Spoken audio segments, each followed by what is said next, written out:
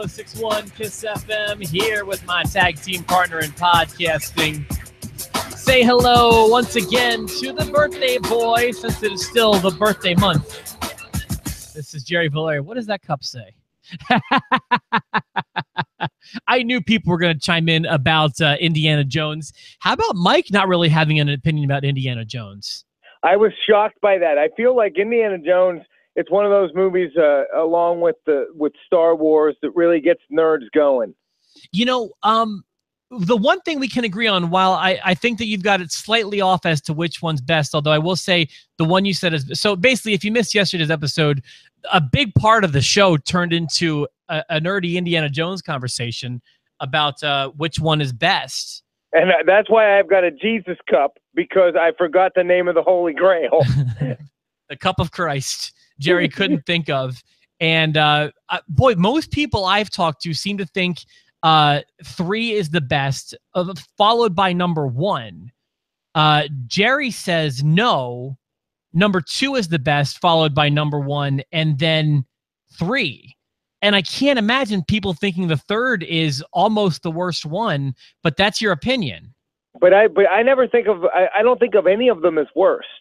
Like, I just think you of think them of as, Kingdom of the Crystal Skull as worst. As worst. But like the other ones, I liked them all. I think I thought about it a lot, and I feel like I need to go back and I'll watch them. And the kids are about the age where I could do that. Oh, because yeah. The last time I saw any of those movies, it's pretty much right when they came out. You know, I was a kid, so I was like 12 or 13 when Temple of Doom came out. Maybe that's why I think it's the best, because I was stupid and I thought it was amazing. You know, some movies don't hold up. But I did. I thought Temple of Doom was great because, you know, the bad guys were in a cave and they were ripping people's hearts out. And I mean, listen, it was intense. Number 2 is my second favorite. But I think that you're going to appreciate the storytelling of number 3 more than you were able to when you were a boy. Probably. I mean, Sean Connery is great, and it does have the Jesus cup, so that's good. so we can leave Indiana Jones on the table for that one. The one thing I took away was, wow, Mike having no opinion about Indiana Jones. That's just so weird. But then again, you know me and Star Wars, and we don't need to go into all that. Yeah, I was shocked when I found that out, that you don't get into Star Wars in any way, shape, or form. I think everybody has one nerd thing that they just don't get into, minus like Star Trek and Doctor Who. Like, I'm typically not a sci-fi guy, but I do love Star Wars. Yeah, I know that about you, and it's always been true. I just, science fiction in general is not a big hit for me. I'm oddly specific when it comes to my science fiction, but yeah, alien, outer space, spacecrafts, stuff like that. I just can't. Robots I don't like. What do you think about going the other way, like magical medieval stuff, like Game of Thrones type stuff? I'm picky about that stuff. I wanted to love Game of Thrones. I love like Lord of the Rings? Yeah, no, I don't. But I don't mind, like, I like video games that have wizards and dragons and stuff in it, but I don't like Harry Potter. I don't like Game of Thrones. I liked there was a great show on Starz called Camelot, which was about King Arthur. But it's all wizardry and stuff like that. But it's amazing. I love it. You don't like Harry Potter, but you love Teen Mom. That's me in a nutshell. And I love wrestling. You know, yeah. Video games and wrestling are my big nerddoms that I get really into. Well, and I think, and you may disagree with me, but I think this was a good week to be a wrestling fan, because Monday Night Raw was a fun show, surprising for Labor Day, but fun. And I would just come right out and say it. I thought SmackDown was better than Raw. I thought SmackDown was very good last night. Yeah, so I was going to ask you, and I'm surprised to hear you say that, because I figured that the cage match would be enough to separate you, because you love that kind of monsters battling. You like when King Kong meets Godzilla and cities explode. Yeah, trust me, I loved the main event of Raw. I absolutely loved it. But if I'm being honest, from a show perspective, SmackDown just never stopped delivering. Yeah. It really did. It had that first hour was bananas, and it just kept going and going. And even though I don't like the one storyline, I'm kind of over Shane McMahon. I appreciate the way they're telling the story. I appreciate the way they sprinkled it throughout the show. It's like old school wrestling storytelling. And I'm going to tell you, to start the show, I loved that they had two 80s style wrestling promos by Orton and Nakamura to set up the main event. Like, I just like the way they set the show up. Yeah, you're taking the words right out of my mouth. The way that the Shane and Kevin Owens story has been unfolding, it hasn't been millennial style, all at once, immediate gratification. I can't stand that when it comes to the modern day of wrestling. It's been week by week, going back very, very far. I mean, it had its roots in the AJ Kevin Owens feud last month, and it's been just slowly unfolding and slowly unfolding. And it's been more enjoyable to me in that way. And I will say, I marked out when Shane planted the seed and then Kevin Owens delivered. Even though, like, I get that you might not have appreciated the segment last night, and it did feel a little bit long. Shane planted the seed by saying, "Don't mention my kids again. Just, you better not." And then Owens, the way it unfolded when he was like, and it's like, and if you would have died in that helicopter crash, it would have been better for everyone. It's like, I mean, hold that line alone. Yeah. Like, everyone would be better off if you hadn't survived that crash. I was like, holy smoke. And then how it kept unfolding like a Jacob's ladder. It was like, your parents, your wife, and you just knew kids was coming next. And then he said, and your kids, and then explosion. And right. Man, that to me was great. To me, it showed Kevin Owens being great at cutting a promo, which we've all known, but it was a great example. Did Shane get lost in a Roman Reigns kind of way early? Sure seemed like it, didn't it? He got lost and then saved by the crowd, and Owens did not pull a Cena, did not call him out on it. But if he was pausing for dramatic effect, he did it too long, and his facial expressions led me to believe that he was lost. Yeah, I thought so too. You know why this is happening, right? Because they write out their promos word for word. Yeah, my understanding is that this is a byproduct of scripting the promos. And that's a mistake. Just listen, these are pros. You give the guys the bullet points and let them go out there and do their thing, is my opinion. So you've got 5 minutes, bang, do it. And that's when gems come out. You know that, being on the air. You get when you're on the air, your program director or whatever could give you a liner card. A liner card is like, hey, coming up this weekend, we're going to be doing a broadcast from such and such a place. It's from 10 until 2. They've got this tagline for the place. And then you're reading it. You do it in your own voice as much as you can, but you're kind of reading a liner card. If you read it word for word, it's going to sound one way, fine. If you just know it and you talk about it, something funny might come out. There might be a gem. You can't script stuff. I don't believe in it. Well, I mean, Hollywood can script stuff and TV can script stuff, but wrestling shouldn't. Yeah. You know, those shows aren't live. And this, by the way, another benefit of being live, because now it got us talking about something that would have been cut out otherwise, which is why if SmackDown is taped, you lose me. You don't have a chance of keeping me. And then you have that. And then, so it was during this segment, I also noticed something weird, and I bet you no one else noticed it, but I'm going to go ahead and say it. The best way I can compare this to it is, remember how when they're overseas and I tell you I get a weird tape speed thing that only my eyes can see, and then some people chime in saying that they kind of notice it too? Yes. Last night, something weird was happening with the building, and I'll try to explain as best I can.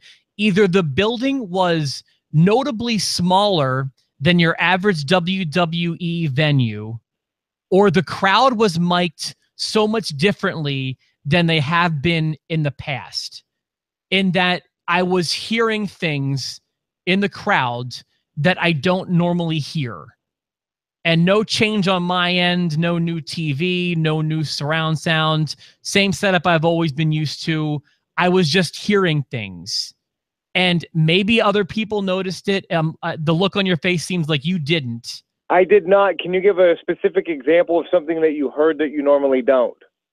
Yeah, I was hearing individuals more so than I ever possibly could, especially during that opening promo with Shane and Owens, but throughout the course of the night. And they just sounded mic'd weird. And it could have been a small venue. And I was looking at the venue, and I'm not positive the venue had like a top portion. But now I'm thinking about it, wasn't the Maharaja sitting in a top booth? He was in a skybox. Yeah, so I don't know what was doing this to me, but maybe someone else, or maybe I'm crazy. It just sounded different to me in that building last night, and I feel like it was a building thing and not like a WWF change. Someone could have been screaming right by a camera, though, right by a hard camera. But it was throughout. It wasn't once. It was just a vibe I was getting all night long. Well, I want to back up this for a second, because you had said, even though I didn't really like the promo, I loved the Owens and Shane promo, and I think I'm going to actually enjoy this feud. It's hard to say I don't like Shane in the feud, but I still like the feud. I like what they're doing. I like why how they're doing it. The Owens is the ref. Like it's the story's constantly evolving. Shane gets suspended. Vince is coming on the show next week. I mean, they're bringing out the big guns. I enjoy what they're doing now with Shane more than the AJ Styles one, which I thought was rushed. I'm just sick of Shane. I think that's what it is. I think I'm sick of Shane. But I love Owens, and so far so good. And it's going to lead to a Hell in a Cell match. We all know that. And I kind of wish that Owens would have refereed the women's match. I was hoping that was going to be what they did, and had him referee it, and then Shane come out, but Shane just put a kibosh on it right away. Give me your shirt. Give me your shirt. I loved that. I also wish, by the way, that was referee Danny Engler, also known as Rudy Charles, who has been on this show before in the past. If you go through the archives, you can find, I believe it was Eric and I interviewing referee Danny Engler. So Evansville native. Nice. So yeah. So that's that story there. Also wanted to say that I like that stuff happened with Ellsworth and Carmella. Although I think they, again, a small gripe would be they gave us too much. I would have had them give us this week with them broken up, and then next week had the following segment unfolds. That was weird. She just kissed him and then slapped him. Yeah, but I think it's going somewhere. I feel like this is going to make more sense a month from now. Yeah, I think so. I just wanted him to say something funny when she did it. He didn't say anything. She kissed him and slapped him. I just wanted him to say, like, I'm so conflicted. Yeah, there probably could have been a punchline there. But you know what? Like, think about young relationships or garbage relationships that you've been in the past. Is that kiss and the slap instantaneously not relatable? Absolutely. I'm just surprised he didn't get hit by a DVD player. I dealt with that once. Someone threw a DVD player at you? She hit me with one. She hit me over the back with it a couple times. You're being serious, aren't you? I'm dead serious. Now I got to know. What the hell happened? Radio days. I think I knew you at the time. To put it into context for you, and I'm sorry for everybody else, so I was living with Fish and Julie, so I knew you at that time when I lived there. Yeah, but not the whole time. I was there at the end. I was there when you left that house. Yeah, I dated a girl, and she gave me. I brought my DVD player over to her house, and it was back. We're talking like year 2000. So the DVD player was like the size of a compact car, and it was heavy. And I had the DVD player there. She was being crazy, and we fought or whatever. And I just unhooked the DVD, and I was like, I'm leaving, and I'm done with your crazy nonsense, and I don't need this crap ever again. And as I'm putting my shoes on, she hit me over the back. She hit me over the back with the DVD player. I told this story on the air before. She attacked me with the DVD player a couple times. To put it into context, the day I met you was like the day you started dating your wife. Oh, okay. So then okay, so that happened like a year before I met you. I met you in 2003. Yeah. Okay, so this is like 2000 or 2001. Okay, yeah. So I don't know who you're talking about, but look at you taking a bump. That's why you love all these weapons matches and you love all the big monster stuff. I do. She was a real peach, but she was pretty. So whatever. Well, so's Carmella. So, wouldn't it You know be? what I say? The crazier they are, the better they are in bed. I mean, that is. I'm telling you, it's been proven. Listen. If Jerry says it about crazy women and women in bed, I would say you can take it to the bank. I know. You can take it to the bank. Let me take a drink of my Jesus cup before I get a little too deep. Kelly watches this one, I'm dead. Just so you know, to my wife, you're crazy. You're so crazy. Now wait a minute. Not that she'll probably watch this, and there's some days I'm thankful Brittany doesn't either. She watches sometimes though. I caught her watching one, so like I gotta watch it now. You told that story on the air before. I did. I told it a long time ago, but I did. But I don't think. But it was a long time ago. I mean, those were old days. 10 years ago, I might have told that on the air. Okay, we can. And how's that cup? It's good. There's nothing in it at this point. I'm just trying to fill the void. It's an empty cup.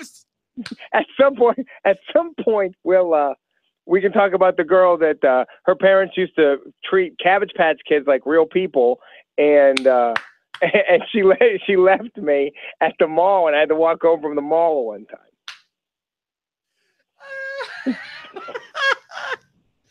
Is that for another day? Yeah, I mean, Jerry's drinking from an empty cup. Why can't they? How about that's our topic tomorrow? Our topic can be Jerry's ex-girlfriends. Yeah, screw Intercontinental Champions. No, we'll talk about the girl. Oh boy, my parents were thrilled that day. I was dating a Jewish girl, and her parents, who were super Jewish, surprised everybody by showing up at our house on Christmas morning with a bag of Cabbage Patch Kids. Yeah, tomorrow we're gonna have a lot of fun. Oh, or maybe tomorrow we'll just finish our SmackDown episodes. Anyways, Carmella's crazy, so. So Last Crusade is clearly the best Indiana Jones movie, right? Yeah, absolutely. Nothing in the cup. There's nothing in the cup. My Jesus cup is empty. You chose poorly. Anyway, yeah, back to so Carmelsworth happened. And then Yeah. So I've got notes. After that, boy, it seems like they gave us stuff to talk about with Ziggler. We kind of it felt like very shoot-tastic the whole way through the show. Not only that, it was like a production. I mean, it was like it wasn't underproduced. They had Titantrons ready to go. They had outfit changes. They had it was a big production.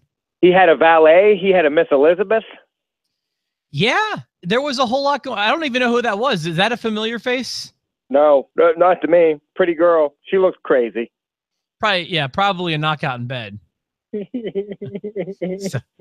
So there's that happened.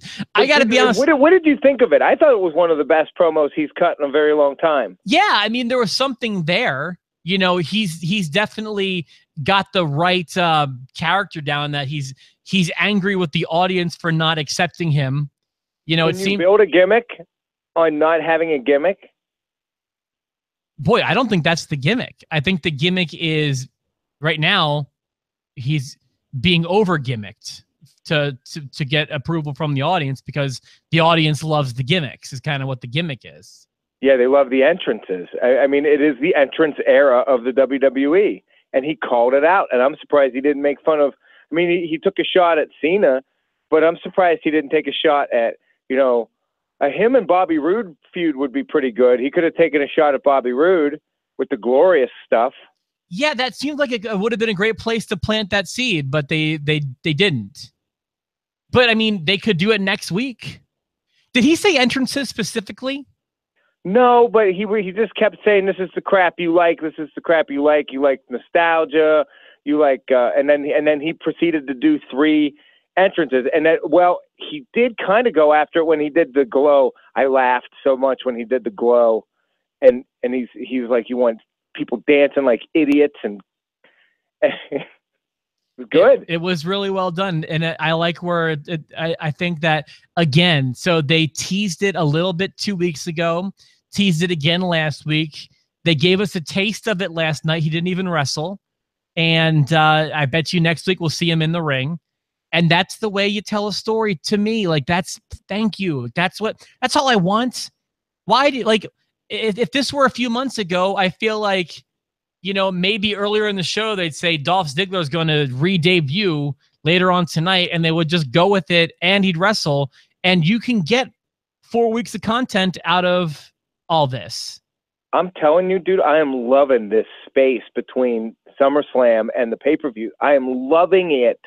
SmackDown's got 7 weeks to build, isn't it? 7? Yeah, and that's why next week they've got like this, it allows them to take a SmackDown Live and kind of make it like a big television event, kind of like WCW did with like Clash of Champions. They're doing their Viva Las Vegas show next week, and that they're making it big, and they've got big matches planned for it, and they've got Vince McMahon showing up, and they're hyping it as their Viva Las Vegas show, and I'm okay with that. Yeah, because they have 7 weeks. They're actually building the stuff again. I don't know. We're going to get away from it, and we're going to have a pay-per-view every 2 weeks here after Christmas, I'm afraid. What matches do we have announced? Is it Nakamura and Jinder? Now I'm blanking on what we have. Oh, it's so you've got Ty Dillinger fighting for the U.S. Championship against AJ Styles. That was announced. Okay. You have New Day versus the Usos in a Sin City street fight. Okay. For the titles. Yes, their Sin City thing. And Vince McMahon showing up. So those are the 3 things they're hyping. 2 title matches. Do we know? I mean, it seems like that. Three title defenses, because the women's title is on the line against Naomi. So you've got 3 title defenses and a Vince McMahon. It feels like this would be a good place to have Nakamura and Mahal too, but it's not happening next week that you know of. I think they're holding that sucker for Hell in a Cell. He just gave it to us at SummerSlam. Mother effers. Yeah. Well, but what would you have rather than done at SummerSlam? We couldn't have done Orton again. No, I want something different for Hell in a Cell. That's what I want. We're getting Nakamura, because it's like they rushed Nakamura and Mahal for SummerSlam, and now they're doing a slow build to them again.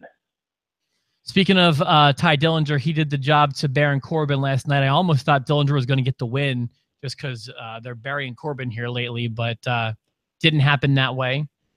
Also worth mentioning that Aiden English picked up kind of a surprise victory over Sami Zayn. I was happy to see that too. I think is that helping either of them?